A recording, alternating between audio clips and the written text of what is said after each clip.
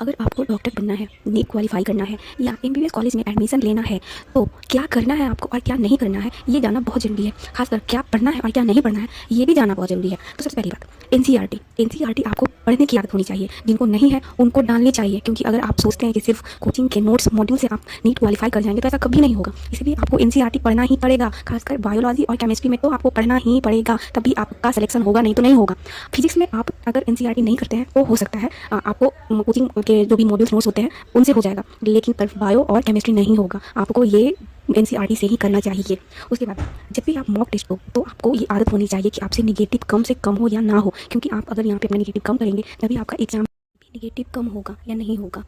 Test देने के बाद क्वेश्चन पेपर जरूर एनालाइज करें कि आपने क्या गलती किया है और क्या गलती नहीं किया है, क्या गलती करना चाहिए था और क्या नहीं करना चाहिए था।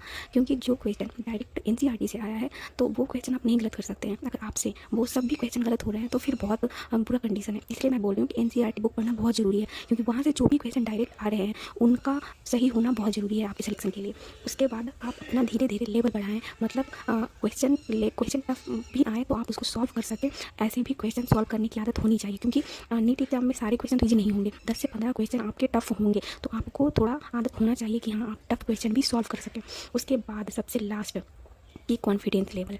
आपका कॉन्फिडेंस लेवल भी डिसाइड करता है कि आपका सिलेक्शन होगा या नहीं होगा।